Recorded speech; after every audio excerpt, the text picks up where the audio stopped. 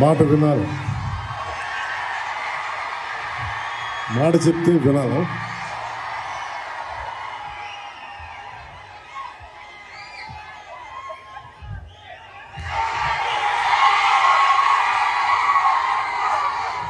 ఈ సభకి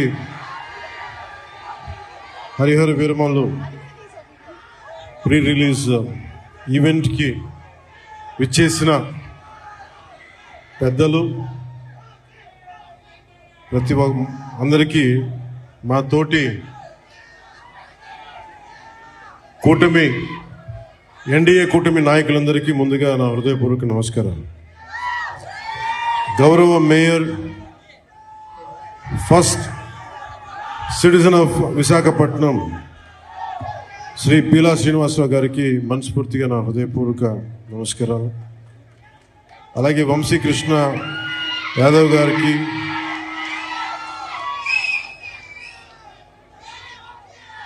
వెంకటరెడ్డి నాయుడు గారికి, పంచకర్ల రమేష్ గారికి, పల్లా శ్రీనివాస్ గారికి, శ్రీ గంటా శ్రీనివాస్ గారికి, సీనియర్ నాయకులు, నాకు ఇష్టమైన మేధావి, సూక్ష్మంగా అన్ని అర్థం చేసుకోగలిగే సీనియర్ నాయకులు శ్రీ కొండతోల రామకృష్ణ గారికి,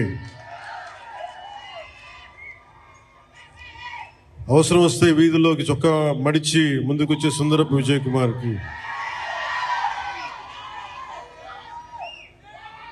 వెనుకబడ్డ మన ఉత్తరాంధ్రాకు సంబంధించి ఉద్యోగాలు, ఉపాధి అవకాశాలు కల్పించడానికి ముందుకున్న లోకం మాధవ్ గారికి, గౌరవ శాసనసభ్యులు మాడుగుల శ్రీ బండారు సత్యనారాయణమూర్తి గారికి, మాకు ఇష్టమైన శ్రీ తమ్మిరెడ్డి శివశంకర్ గారికి, కోన తాతారావు గారికి, శ్రీ దల్లి గోవిందరాజు గారికి, ప్రతి ఒక్కరికి, నాయకులందరికీ, పేరు పేరున వీర మహిళలకి, ప్రతి ఒక్కరికి, కూటమి నాయకులందరికీ పేరు పేరు నా హృదయపూర్వక నమస్కారాలు. ఇక్కడికి విచ్చేసిన నా అభిమాన, నీకు నాకు 2 గుండెల దూరం, అలాంటి మీకు నా హృదయపూర్వక నమస్కారాలు. ఒక 1000 మంది వస్తే 10 మంది కూటమి చేరితే ఎలాంటి పరిస్థితులు ఉంటాయో అనే పరిస్థితుల్లో ఎంతో శ్రమ తీసుకొని పోలీస్ అధికారులందరూ కూడా సహకరించినందుకు వారికి నా హృదయపూర్వక నమస్కారాలు చెప్పబోయే ముందు, మనకి ఈ వేదికనిచ్చిన vice chancellor Andhra university professor GP Rajasekhar గారికి నా హృదయపూర్వక ధన్యవాదాలు. అలాగే commissioner of police Visakhapatnam Shri Shanka Bakshi గారికి, Shri Harendra Prasad collector district magistrate Visakhapatnam, Shrimati Ajitha Vejandla DCP 1 DCP గారికి, మీడియా మిత్రులకి, పోలీస్ డిపార్ట్మెంట్లో ఉన్న ప్రతి ఒక్క మా కానిస్టేబుల్ సోదరులకి, మా SILకి, మా CA ఆఫీసర్స్కి, DSPలకి, ప్రతి ఒక్కరికి నా హృదయపూర్వక నమస్కారం. నాకు వైజాగ్, విశాఖపట్నం నాకు చాలా గుండెల్లో ఉన్నది. అంటే చాలామంది అనుకుంటూ ఉంటారు, ఈ పవన్ కళ్యాణ్ అనేవాడు ఏ ఊరు వెళ్ళినా ఆ ఊర్లో ఉంటాడని చెప్తాడేంటి అనుకుంటా ఉంటాడు.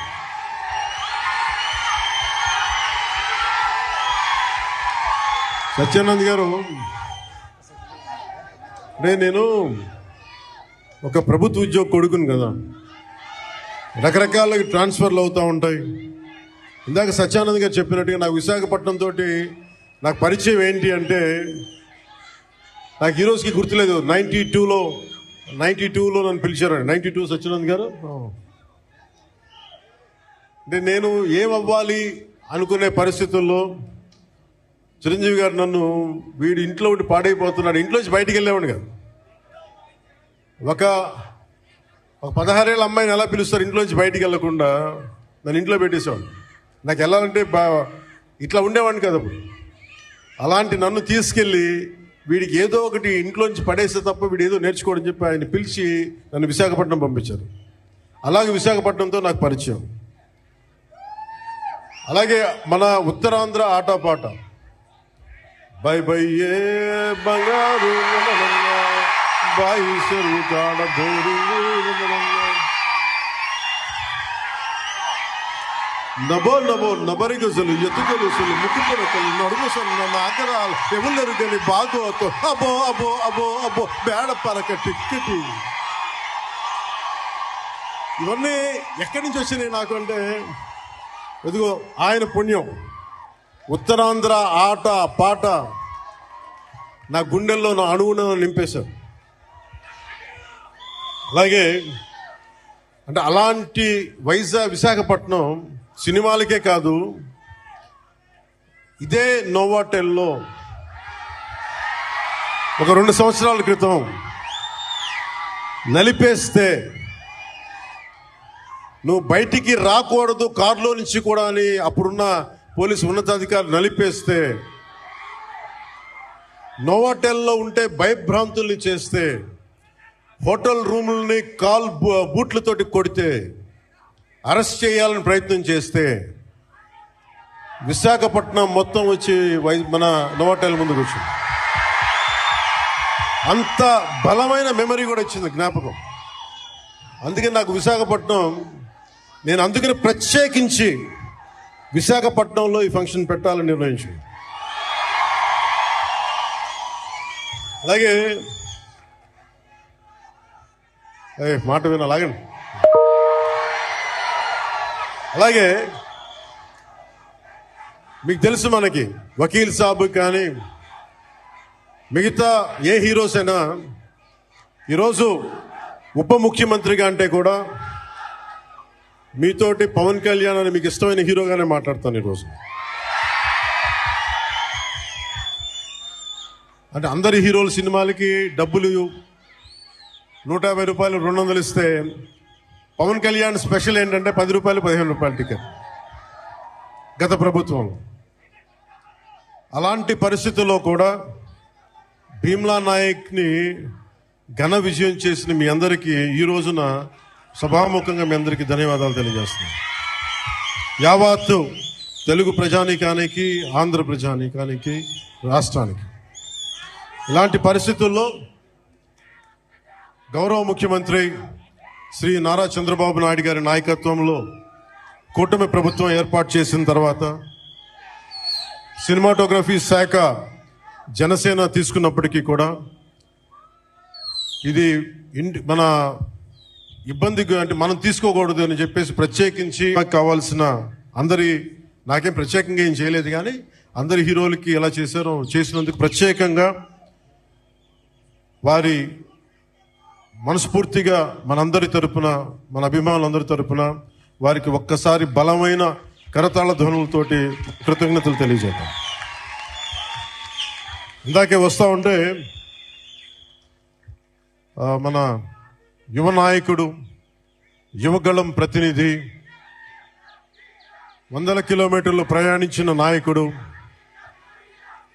తెలుగుదేశం యువ సారథి శ్రీ నారా లోకేష్ గారు ట్వీట్ చేసి పవనన్న సినిమాలు బాగుండాలి, ఘన విజయం సాధించాలి అని మనస్ఫూర్తిగా ట్వీట్ చేసినందుకు వారికి నా ప్రత్యేక ధన్యవాదాలు, కృతజ్ఞతలు తెలియజేసుకుంటాను.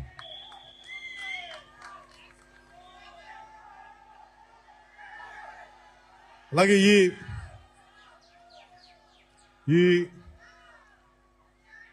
ఈ ప్రమోషన్ ముఖ్యంగా ఒక నెల రోజులుగా ఇంటర్వ్యూల మీద ఇంటర్వ్యూస్ ఇస్తా. అంటే తను ప్రతి దానికి సినిమాకి ఒక ఆకర్షణతోటి ముందుండి సినిమాని ప్రమోట్ చేసిన శ్రీ మిస్ నిధి అగర్వాల్ గారికి మనస్ఫూర్తిగా నా కృతజ్ఞతలు తెలియజేస్తాను. ఈరోజు నేను మీ ముందుకు వచ్చాను ఇలాగా, నిన్న అన్ని ఏకదాటిగా పొద్దున్నుంచి రాత్రి 12 దాకా ఇంటర్వ్యూస్ ఇచ్చాను అంటే, అలాగే ఈరోజు మీ ముందు నిలబడ్డాను అంటే ఆవిడ చేసిన పనికి నాకే సిగ్గొచ్చి మన సినిమాని మనం ప్రమోట్ చేసుకోకపోతే ఎట్లా?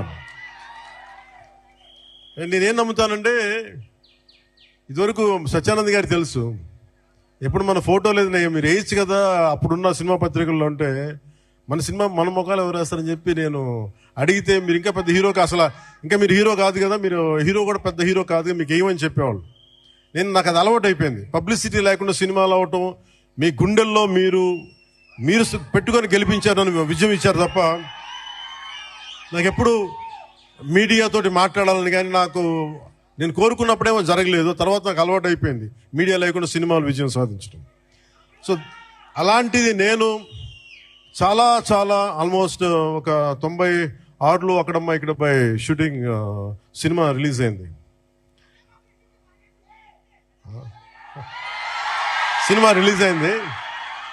ఆ రోజు నుంచి ఈ రోజు దాకా ఎప్పుడు నేను చాలా ఏదో ఒక ఆడియో ఫంక్షన్ చేయడం. ఎందుకంటే నాకు సినిమాని మీరు చూడండి అని చెప్పడం నాకు చాలా సిగ్గుగా ఉంటుంది, ఇబ్బందిగా ఉంటుంది. అలాగే మిమ్మల్ని ఓటు వేయండి అని అడగడానికి ఎంత ఇబ్బంది పడుతున్నాను, అలాగే నా సినిమా చూడడానికి చెప్పడానికి ఇబ్బంది. అందుకని నేను అంటే ఎప్పుడు నాకు ఇవ్వడమే తెలుసు కానీ నాకు అడగడం నాకు తెలియదు. ఒక డోలీలకి వెళ్ళే గ్రామాలకి రోడ్లు వాళ్ళు అడగకుండా నేను వేయించగలను. మన ప్రత్యర్థులు మన తిట్టిన పార్టీ సర్పంచులకు కూడా సమానంగా డబ్బులు పంచగలను ప్రతి సర్పంచ్కి. సో నాకు ఇవ్వడమే తెలుసు కానీ అడగడం తెలియదు. కానీ నేను అడగక్కర్లా, మీరు ఇస్తారని నాకు తెలుసు. అలాంటిది cinema I love you to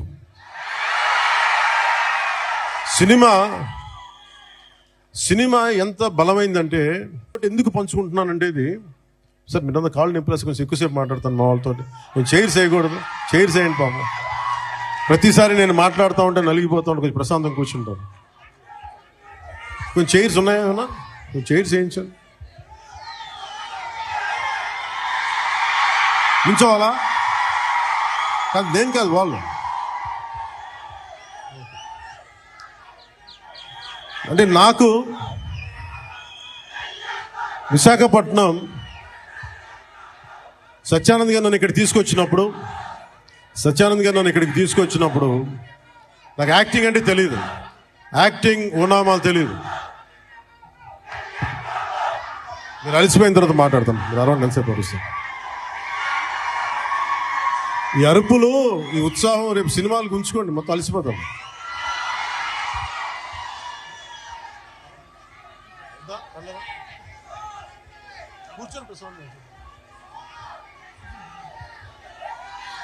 నేను మీతోటి నా అనుభవాలు పంచుకుంటాను.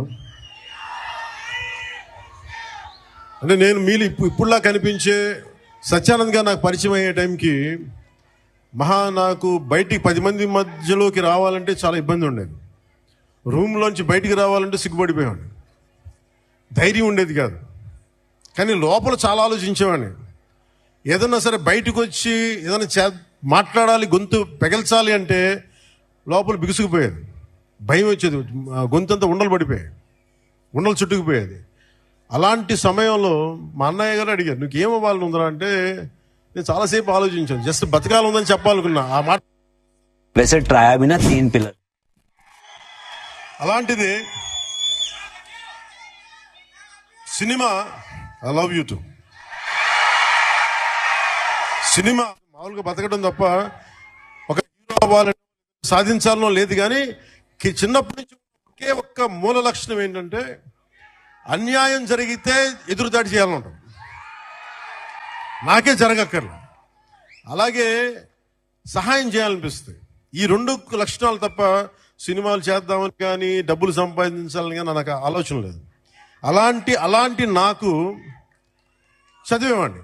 అలాంటి నాకు వీని ఇలా వదిలేస్తే ఎటు కాకుండా పోతాడని మా అన్నయ్య గారికి భయం వేస్తుందేమో.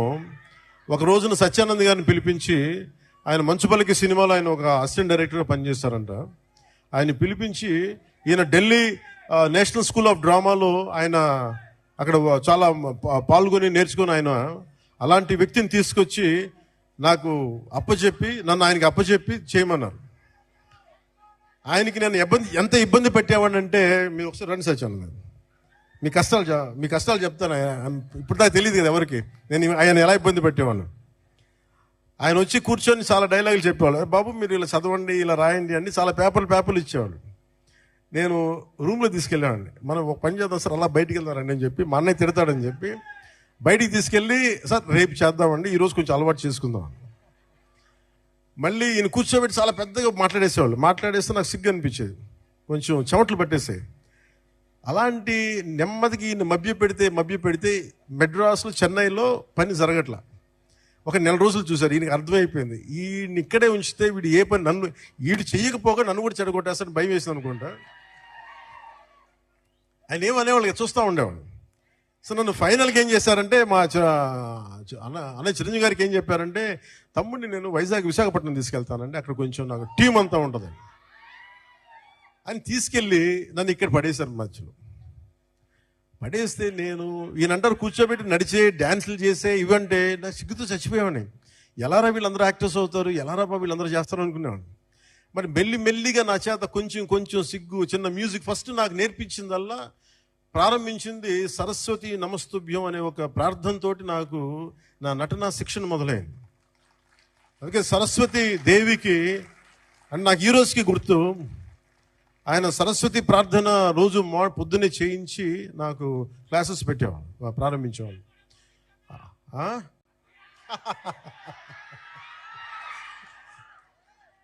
అలాగే ఆయన అలా స్టార్ట్ చేసి నాకు ముందు ఆటపాట చెప్పారు, మన ఉత్తరాంధ్ర ఆటపాట. అవి నాకు చాలా ఇంట్రెస్ట్ వచ్చింది. మెల్లిగా ఆయన్ని చిన్న ఏమంటుంది, పాముని ఏమంటుందని ఒక వైల్డ్ యానిమల్ని ట్రైన్ చేస్తారు చూసారా, అలా కొద్దిగా ట్రైన్ చేసి ఒక 2 అక్కడ దాకా తీసుకొచ్చాను నన్ను. అంటే నోట్లో నుంచి ఒక వాక్యం, అమ్మా ఇట్రా నాన్న నేను బయటికి వెళ్తున్నాను చెప్పడానికి కూడా నేను తటపాయించే నా వ్యక్తిత్వానికి ఒక 1.5 hour ఒక స్ట్రీట్ ప్లే చేయించిన అంత బై ద ఎండ్ ఆఫ్ 2 నెలల్లో. సో నన్ను అంత ట్రైన్ చేసి నేను నేర్చుకున్నది ఏంటంటే, నటన నేర్చుకోలేదు ఈయన దగ్గర, ధైర్యాన్ని నేర్చుకున్నాను ఈయన దగ్గర. నీకు ఏదైనా ఒక అభిప్రాయం ఉన్నప్పుడు నిర్భయంగా చెప్పడం చేసుకో, ఏమవుతావు, మహా అయితే ఫెయిల్ అవుతావు, ఏమవుతానే. నాకు ఎందుకు ఆయన పాదాలకి ఈరోజు ఎప్పుడు నాకు అనిపించిన ఎందుకు ఇష్టం అని నమస్కారం పెడతానంటే, నాకు ధైర్యాన్ని నాకు పరిచయం చేసిన వ్యక్తి ఆయన. అంటే నీకు అభిప్రాయాలు 100 ఉండొచ్చు, లోపల భావాలు 1,00,000 ఉండొచ్చు, కానీ వాటి మీద నువ్వు ముందుకొచ్చి దాన్ని యాక్ట్ చేయకపోతే ఏమి అవ్వదు అనేది నాకు ఆయన నోటితో చెప్పాల, ఆ ట్రైనింగ్ ద్వారా చెప్పారు. నేను అప్పుడు అనుకున్నాను నాకు యాక్టింగ్ అని నేను నేర్చుకోలేదు, నాకు జీవిత పాఠాలు నేర్పారు నా గురువు ఆయన.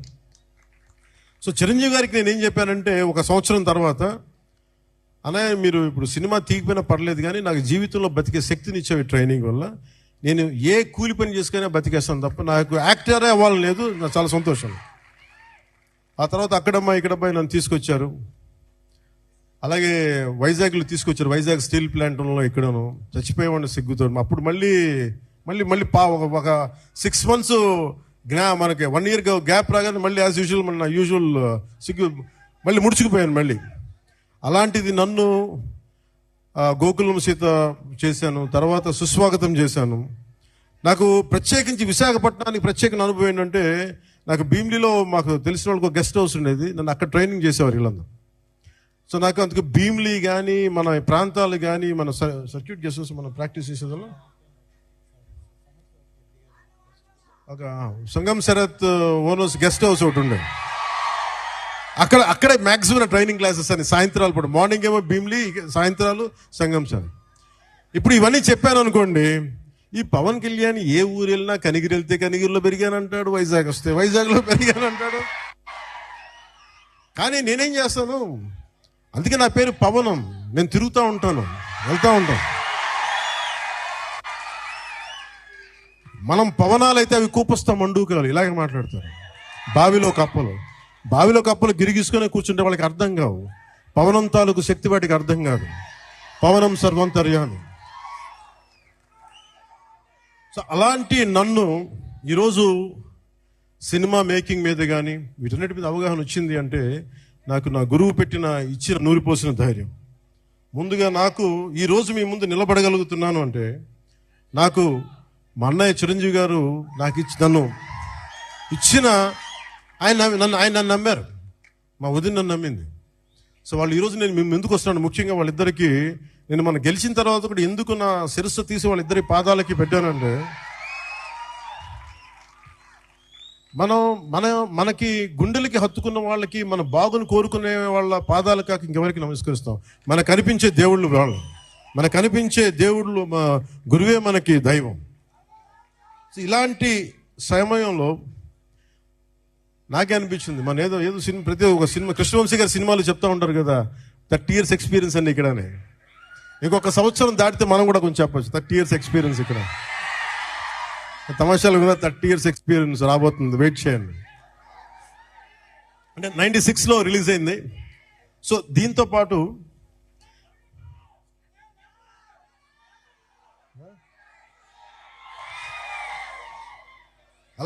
అలాంటి నాకు యాక్టింగే కష్టం అనుకుంటే, మళ్ళీ నా అవసరం అంటే నేను బాగా చదివేవాడిని, అంటే అందరిలాగా కాలేజీకి వెళ్ళలేదు, కానీ చాలా విపరీతమైన పుస్తక పఠనం ఉండేది. దాని ద్వారా నాకు ఏమనిపించిందంటే మేధోశక్తి చాలా అవసరం. కానీ నాకు ఫిల్మ్ మేకింగ్ మీద, సినిమా క్రాఫ్ట్మెన్షిప్ మీద ఇవన్నీ నాకు ఇంట్రెస్ట్. స్క్రీన్ ప్లే రైటింగ్ కావచ్చు, స్టోరీ రైటింగ్ కావచ్చు, లేదంటే డైరెక్షన్ కావచ్చు, టెక్నికల్ ఆస్పెక్ట్స్ కావచ్చు, ముందు ఇవి అలవాటైనాయి, తర్వాత యాక్టింగ్. అందుకని మీరు చూస్తే నా యాక్టింగ్ కూడా చాలా మంచి నటుల్లాగా క్యారెక్టర్ మారిపోను. మ్యాక్సిమం నేనేం కోరుకుంటానంటే, నేను రియల్ లైఫ్లో ఏం చేయగలనో దానికి దగ్గరగా ఎత్తుక్కుంటాను.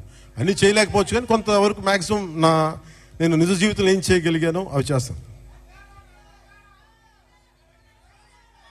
అలాగా ఈ సినిమాకి సంబంధించి బిగ్గెస్ట్ నాకు బ్లాక్ బస్టర్ ఇచ్చిన ఏఎం రత్నం గారు, ఖుషి. చాలు ఒక్క నిమిషం మాట్లాడు ఒక్క నిమిషం మీరు ఒక నిమిషం. ఇది వేరే హీరో సినిమా కదా, అన్నీ మన సినిమాలే. అంటే ఒక తల్లికి బిడ్డలందరూ ఒకటే, అంతేగాని ఒక హీరోకి యాజ్ ఎ హీరోగా నాకు అన్ని సినిమాలు నాకు ఒకటే.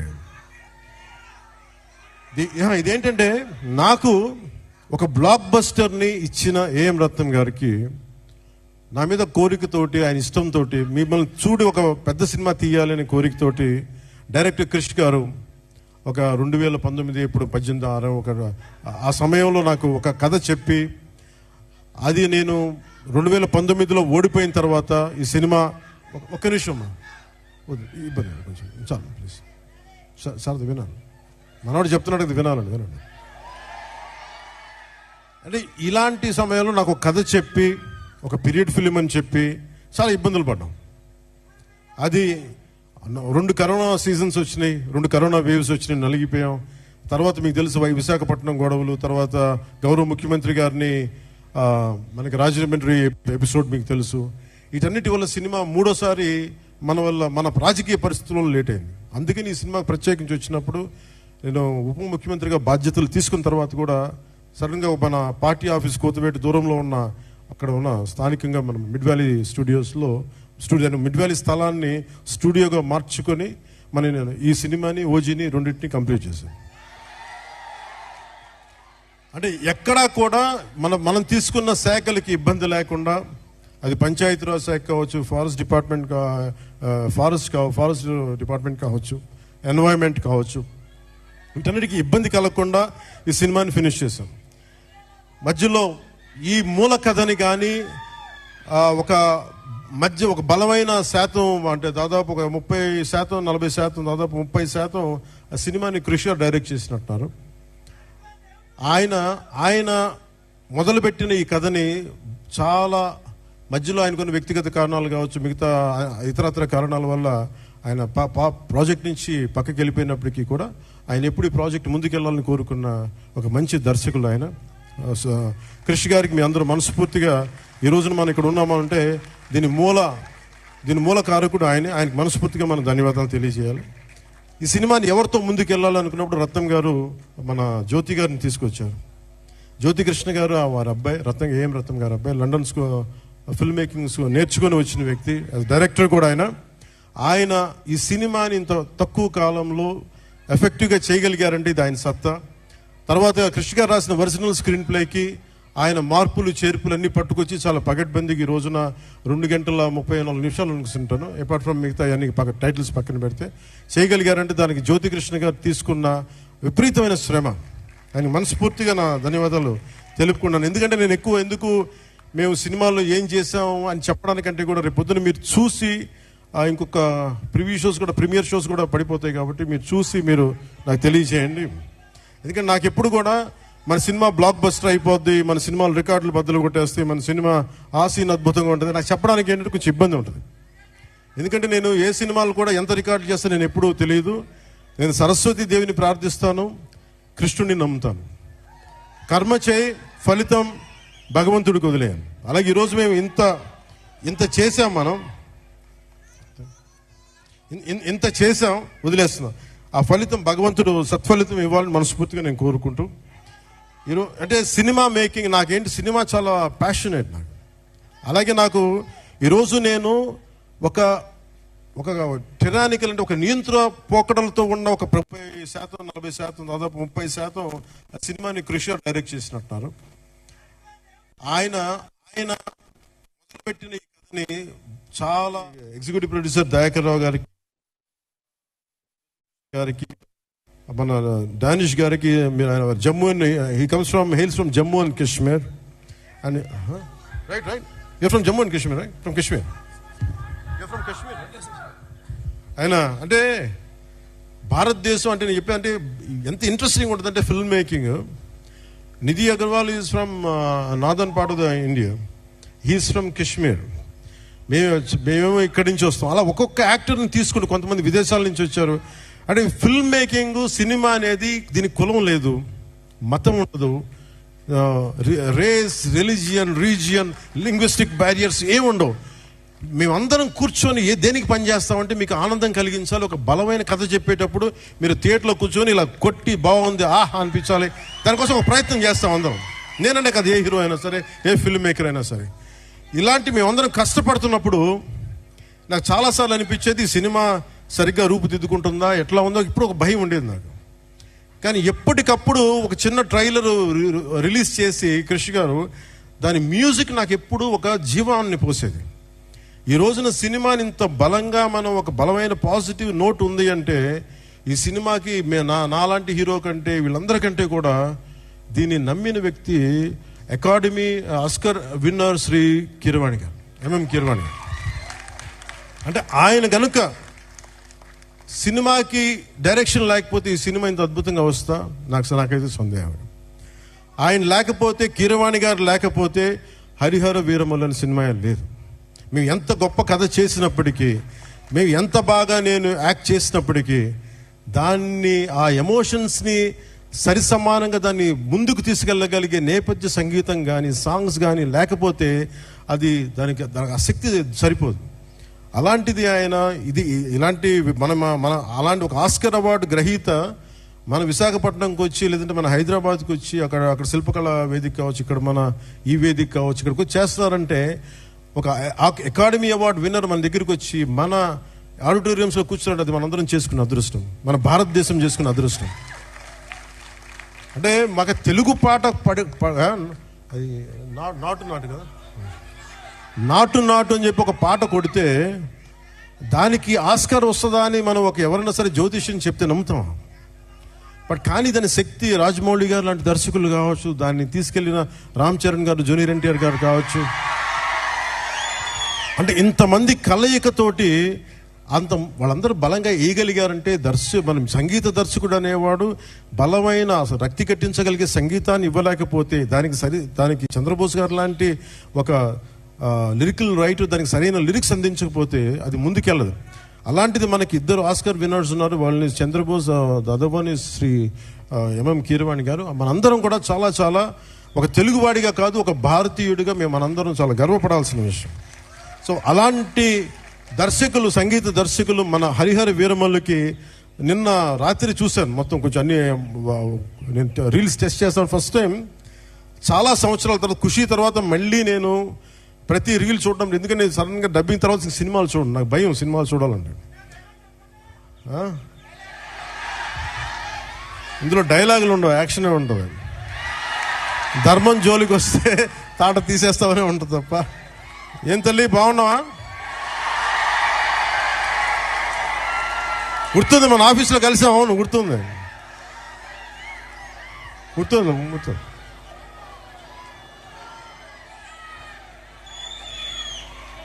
మాట్లాడదాం. ఈతమాను ఇల్లు కాదు, తాటిమాను తావు కాదు,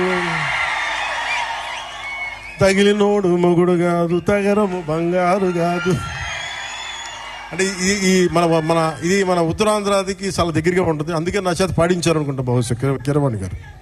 ఇలాంటి మన కీరవాణి గారు నేను చాలా సంవత్సరాల తర్వాత, ఖుషీ తర్వాత, బాబు నువ్వు ఒక్కడే ఎక్కువ డిస్టర్బ్ చేస్తున్నావు, వాగమ్మ ఒక్క నిమిషం చాలు, చాలు ఓకే చాలు. చాలా సంవత్సరాల తర్వాత, ఖుషీ తర్వాత ఈ సన్నివేశం, ఇది రెండు భాగాల సినిమా అయింది.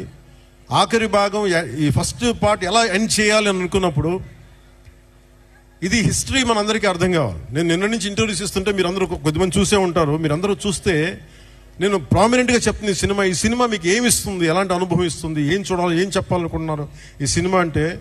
నాకు cinema is a purely entertainment. నేను డబ్బులు తీసుకొని సినిమాకి వెళ్తే నాకు ఎంటర్టైన్ చేయాలి. నేనే నమ్ముతానంటే నా సినిమాని ఎడ్యుటైన్ చేయాలి అనుకుంటాను. ఆ ఎడ్యుటేషన్ అంటే దాన్ని మనల్ని ఎడ్యుకేట్ చేయాలి, మనల్ని ఎంటర్టైన్ కూడా చేయాలి. నేను అలాంటి సినిమాలు ఇష్టపడతాను. సో నా సినిమాలు ఎంతో కొంత నాకున్న ఆలోచన ప్రాసెస్ని బెటర్ చేయాలి.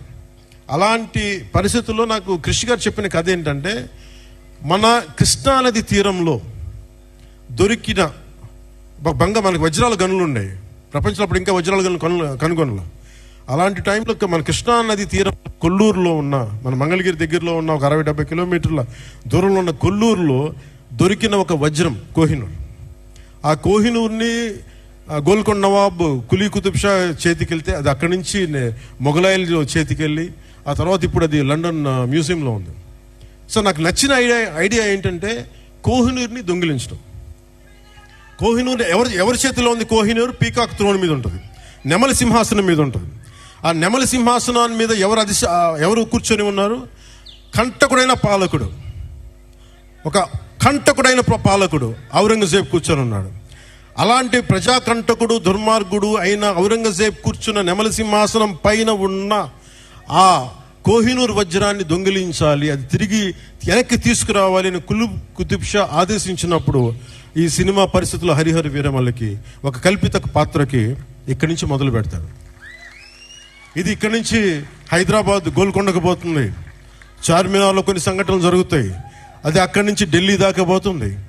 ఢిల్లీ ఈ మొదటి భాగం ఎక్కడ ఆగుతుందంటే, ఢిల్లీ కోటకి, ఎర్రకోటకి వెళ్ళబోయే ముందు ఎట్లాగైతేనో చివరి దాకా వెళ్ళాడు, ఎక్కడ అతను ఔరంగజేబ్ కలుసుకున్నారా లేదా అనేది, ఎలా ఎదుర్కొన్నారు, తర్వాత ఏం జరిగింది అనేది సెకండ్ పార్ట్.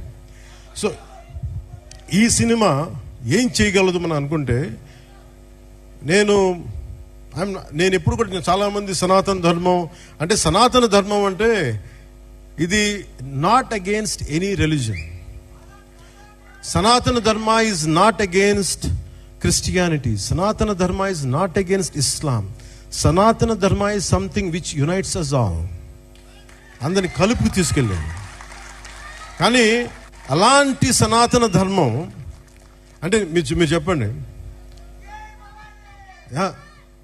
అలాంటి సనాతన ధర్మాన్ని అంటే ఇమాజిన్, ఔరంగజేబ్ లాంటి పాలకుడు పరిపాలించే సమయంలో మనం ఊహించుకోగలమా? ఒక రోజున ఇదే భారత వనిలో, ఇదే భారత నాడులో నువ్వు హిందువుగా ఉండాలంటే జిజియా ట్యాక్స్ పే చేయాలి అని.